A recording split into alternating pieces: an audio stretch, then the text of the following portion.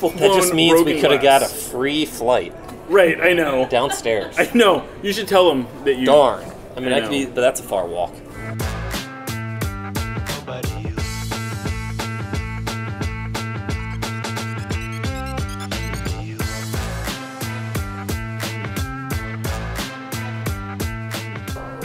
Welcome to Yacht Ones, the very first episode of Yacht Ones. We're here at Yacht Con. Or actually, we're not here at Yacht Con. This is the pre-event to Yacht Con. But I'm Jeremiah Shan. We're joined by the one and only Will Bruin of the Seattle Sounders. We're here at Optimism Brewing. We're going to be going through a tasting flight. And as the beers get better, our assumption is that the answers are also going to improve.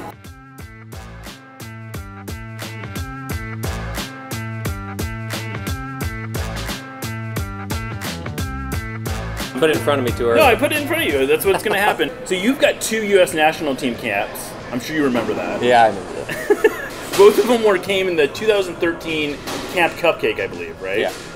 Those were kind of... I won the Gold Cup in 2012 as part of that roster. Yeah. Did you had a cap in the Gold Cup? I was one of the 2 players that did not see a cap, but stayed past the first. I think Hercules Gomez got injured and sent home, so I was able to stay for the whole camp. Wow. Yeah. That's a you have a Gold nice Cup medal. Fun fact, yeah. It exactly. is a fun fact. I did not. No, Wikipedia did not have that fun fact. So, hey, you can't trust everything you see on the internet, huh? So those were kind of the early and maybe even the glory days maybe of Jurgen Klinsmann. Yeah. What was your memory of Jurgen as a coach and of the kind of the atmosphere around the team? You know, I got along really well with Jurgen. Got called into camp. I think 2012 camp, I did pretty well. I did well in that camp. I subbed in for Landon Donovan on his last appearance, I believe his last appearance, before the Gold Cup. But, you know, I thought I played well. I thought I was going to have more opportunities. I was doing well at trainings for the Gold Cup, never got into a game, but was always on the bench. Won the Gold Cup, and then I was injured for a January camp the next year. Couldn't go. Jurgen wanted me to come and just be there, like part of the squad, while I was injured. And I was younger, I was naive, I was stupid. That's probably my biggest regret as a professional player, was not just going and being like, look, I want to be part of the group. I want to be part of this going forward. Instead, I was like, you know, I'm not going to be able to play. I'm going to stay back. And, you know, my older self now, looking back, like, that was stupid. That was really dumb. When you get an opportunity to come in and be part of it, even if you're injured, you go F and do it. And that's something I regret, but, you know, I own all my mistakes. I'm not going to dwell on it, and, you know, it is what it is. So we're going to move into this maybe a little different area here. What are some of the characteristics that you look for in a good roommate out on the road? Ooh. Like team roommate? Yeah. Cleanliness. Cleanliness? Yeah. Is that a problem with some roommates? I'm easygoing. I don't think it's a problem. I just think it's more annoying than anything. Like, stick to your area, I'll stick to my area. Okay. I don't mind not talking. That's not a big deal for me. I'd rather have somebody not talk so much than somebody who's talking my ear off when I'm just like, leave me alone. Which is maybe why you and Clint were good roommates, right? Yeah, I think we were good roommates. He stuck to himself. That's easy for me. That doesn't bother me. You know. Your wife, Caitlin? Yeah, Caitlin. You met in college? Yeah, she actually has the record in Indiana for digs from a libero. Okay, so that she was playing libero. Yeah. So did you ever have to go through did you ever have to show up at her family function and show off your volleyball skills? And they expected... Oh, no. I thought you were going to say ever have to show up at her apartment and be like, I'm sorry. I was going to say, I had to do that a few times. No, volleyball was not my strong suit. No? She never saw a soccer game before we started talking or whatever. Right. Well, I was not intending to ask this, but now I'm curious. How did you guys meet? So we had a soccer house, and they had a volleyball house, and the soccer house just liked to, have fun, throw parties. Volleyball people like to go out too. So they came over a lot, and I mean, how could you not be attracted to this? Right. No, just kidding. Right. Yeah, and just I punched somebody over her. So did you really? Okay, now we need to know that. Oh, no, I need more beers. Well, we'll come back to that then. And he was my friend. It was your friend. This sounds very good. All right, so you are about a month out from being a first-time dad. Yeah, like 3 weeks almost. 3 weeks? You said 3 weeks? Yeah. What would you describe your mentality going into this? Is it more nervous or less nervous than your MLS debut? Less nervous. Less nervous? Actually, I don't remember how I was feeling on my MLS debut. I remember in Houston, we played at University. University of Houston was our game. We played Philadelphia Union's expansion team. Right. And I was up at center forward with Jason Gary, who is now my financial advisor. Nice. So, I don't remember if I was nervous. I'm sure I was, but I'd probably say I'm less nervous for the But you're debut. not feeling nerves. Are you I definitely excited? am feeling. I'd say more like let's get it going, Right. sort of thing. But how would you describe your level of preparedness? Are you reading all the books? Are you I'm not heavily reading watching anything. Good. And my wife showed me a YouTube video that was 30 seconds long, and I was like, okay, I feel better now. Is she? What's her feeling? She's the nervous one. Is she? Which Is she nesting? Is she creating a? She's like, we're not ready for this. Like nothing's prepared at the house. I'm like, it's a baby. He's not going to remember his first. It's true. And this is a section we call "What's That Gram," which we stole. That's the name we stole.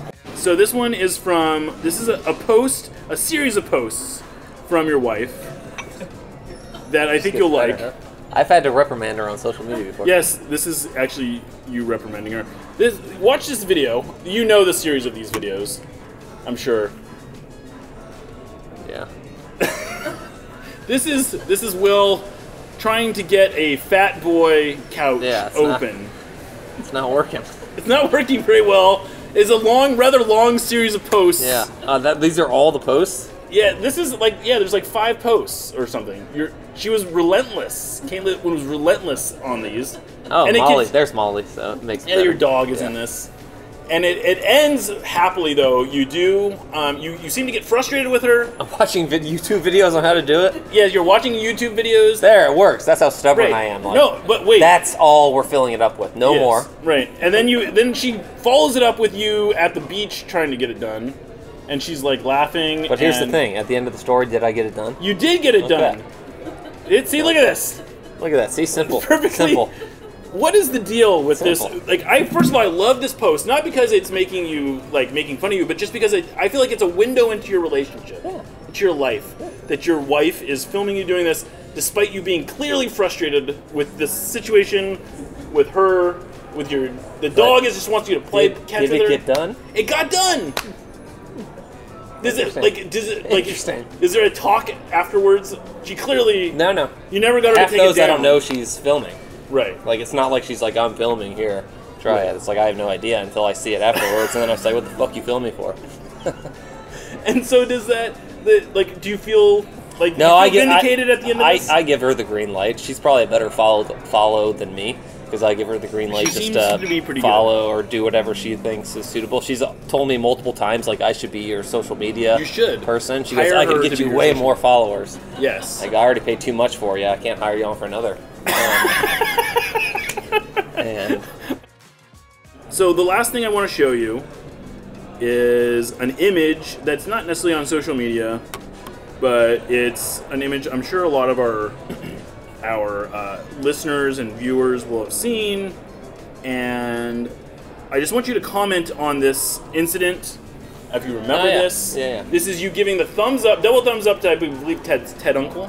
No, that's not Ted Uncle. Who is that? That's I can't remember his name. We'll get his name. I know this is really bugging me now because I literally just saw him at the pro meeting that we did. I know, but okay, so you're giving him what? This is the New England Revolution game, I believe. Yeah, where we came back from 3-0 down to tie at 3-3. I believe you have. I don't get many yellow cards. You don't. The fact that I get a yellow card is just.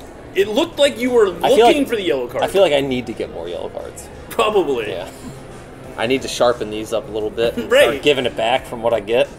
I think that'll be a goal of mine this year. Get more yellow cards. Okay. You heard it first here. I like that. What prompted that? It felt like you looked like you were looking for the yellow card. That was like heat of the moment. Like you can sense that we're coming back. You can sense it, and he's trying to slow the game down. Right. He's telling us to, oh no, don't worry about it. He's letting New England like, oh, take your time on goal kicks, whatever, no problem. Right. It's a foul. Take your time. Right. It's like that shit pisses me off. It's like every team that comes into Seattle, they get the benefit of the doubt every single game. Mm-hmm. Every single game, they give they have their best performance of the year, and then the refs help them out. It's ridiculous, and I think it's like people always want to say like Seattle has a home field advantage.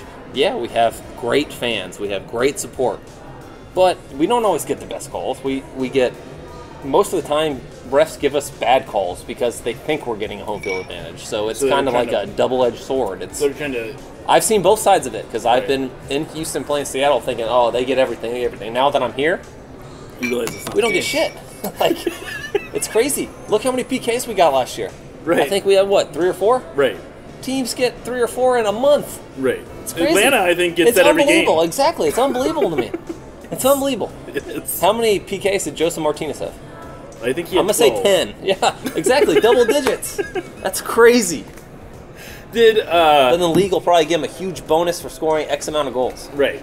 But half of those are PKs. Yeah. This shouldn't count. I've always said PK shouldn't count. Always said it, because I've never scored one. So I always said the celebration, I should say, that followed, I want to say the next week, you did a goal. You did the double thumbs up celebration. It's kind of just turned into a thing. It kind of turned into a thing. But that's like you kind of seem to like see the social media reaction. Yeah, it's cool. And you I think it's awesome. It's like, for me, I think it's really cool. I'm sure you guys know better than me. I don't know if I feel like I'm liked here by the vast majority. I don't want to stay on I think you're liked. So in Houston, I was always the disliked person. Really? And that was like, so for me, I'm embracing this. I love it. And I think it's really cool. I try to give it back because I've never been the opportunity, because it's always been like, F Bruin, whatever. And so now I'm just like, oh, wow, it's cool. This is what it's like on the other side. Right. So the last time we had you on the podcast, look at that. You said that like your kind of go-to place was Brambling Cross. You were living in Ballard at the time. Yeah, we moved. You now are in Beacon Hill, I assume. Have you bought a house in Beacon Hill? Yeah, we bought a house in That must North feel... Beacon Hill. Yeah, that must feel good to buy a house. It does. You didn't own a house in Ballard, I assume? No, we were renting. So, here's the funny thing. I'd like to call it... I always have a funny thing for every story. Sure, right? of course. So in Houston... That's why you're here. In Houston, I was there 5 years, 6 years, like, this is the time to buy a house. Like, now it seems great. Right. 11 years later, traded. So... think might as well buy a house sooner than later here. Market came down a little bit. It could have still came down more, but I just want to make it through 11 months. Yeah. Did I say 11 years earlier? You said 11 years. I meant 11 meant months. 11 months. Yeah. I didn't think you'd been there that long. That's the sweater weather right That's the sweater weather wreaking its havoc. What's the worst piece of advice anyone has ever given you? Either in sport or in life? Oh, God. Now we get in. Yeah. Now we... settle in. I don't even know, like... Have you ever gotten a good piece of advice? No. I really don't think so. I feel like everybody... Only bad advice. Everybody thinks they have, like, the best advice, but it always correlates to your individual moment. Yes. So it's like I've never actually gotten good advice where I'm like, that's it. That's it. It's always like, come on, do your best, try your hardest. Like, well, no shit. Thanks. No, that's always what I try to do. But, I think for me, just, this is going to sound very cliche, but like, in this day and age, doing everything with social media and everything has to go on the side, just, you got to screw it off, kind of. You just got to it's not there. Just be you. Right. And I think that's one of the most important things, because you see a lot of people that always want to give the politically correct answer, want to give the answer that people want to hear. Sure. For me, in the media and everything, I always say what I think. Yeah. And sometimes you like it, sometimes you don't, and I think that's the most important, just be yourself. And that always sounds very cliche, like the easy answer, but this day and age, people aren't themselves. Yeah, people are absolutely. always who they think Like, I'll act like who I think you want me to be. Right. Just be yourself. Right. Like, have fun with your life. You only get one. Right. Enjoy it, and I think once you realize who you are and who you want to be, you'll be a lot more happier and have a lot more success. All right, well, I'm going to share with you the best piece of advice I ever got, and it was actually about being a father. Okay. And it was from Alexi Lawless, believe it or not. Oh. And he said... See, I like Alexi. I think he tells us how it is. He just said, accept that you don't know what's going to... Yeah. Like, you can't just write it out. You learn as you go. Right. That was the best piece of advice I ever received, was like, you cannot... there's no prep. Plans never go according to plan. Exactly. So that's a... Maybe we'll end I it feel on like that we're on note. the same page here. Yeah, absolutely. Well, thank you so much for doing this, Will. No, thank you, Jeremiah. This was Yacht Ones. We finished up 6 flights. There we go. Now, one flight of 6 beers. One flight of 6 Six beers. flights sounds like 6 flights a lot. would be too much. God. It would be too much. Schmetzer would be calling you. He's going to probably be calling me anyway. Yeah, probably. Anyway, hope you enjoy the rest of tell him to call me. YachtCon. What'd you say? Have him call me. Have him call you. In that one. All right. Hope you're enjoying YachtCon. If you ever yacht, never yacht alone.